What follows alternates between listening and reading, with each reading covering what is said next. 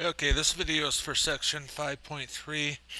We're looking at congruent triangles by having two congruent sides with an angle included.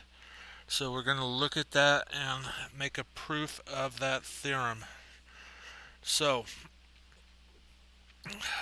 there's not going to be an assignment going along with this particular. You'll just need to watch the video and then remember later on, because we'll include all the theorems together.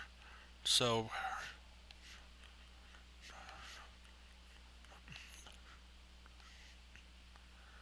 again, we're going to do a two-column proof here. We're going to have statements and reasons. First thing we can do is BC is congruent to DA, and BC is parallel to AD. So you see the markings. We have the congruent, congruent, parallel, parallel.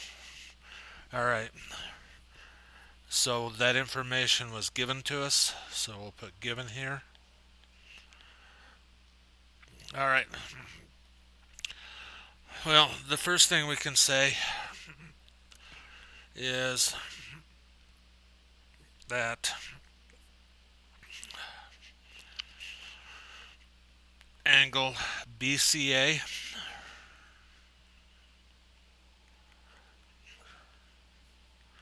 is congruent to angle DAC. And those are two alternate interior angles. So they're interior of the parallel lines and they're on opposite sides of the transversal. Alternate interior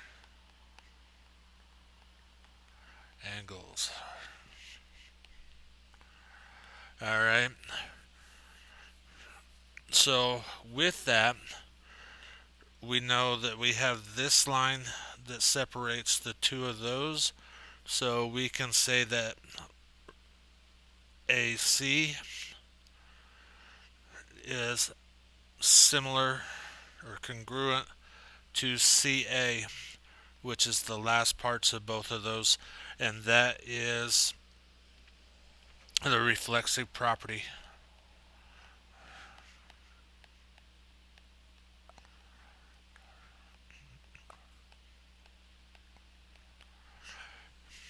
And finally, we can say that triangles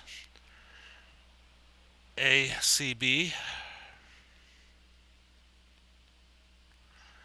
is congruent to triangle CAD or CDA.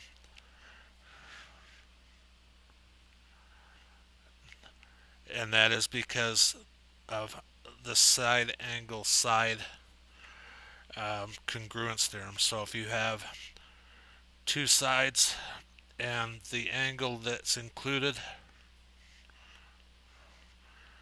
then the triangles are congruent. So in the diagram, QS and RP pass through the center M of a circle. What can you conclude about M and triangle MRS and triangle MPQ?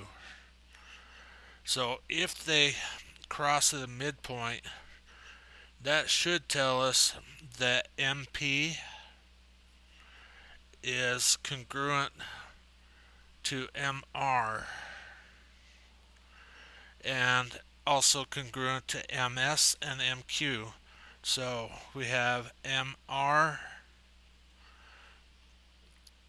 MS, MQ, because they're all in the midpoint, and MP are all congruent. All right.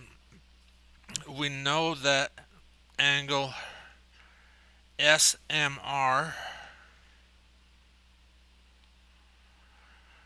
and angle PMQ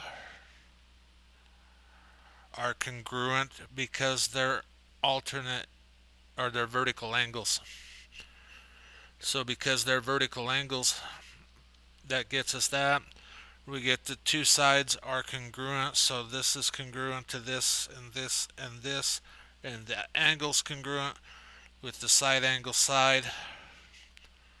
We can say that the two triangles are congruent.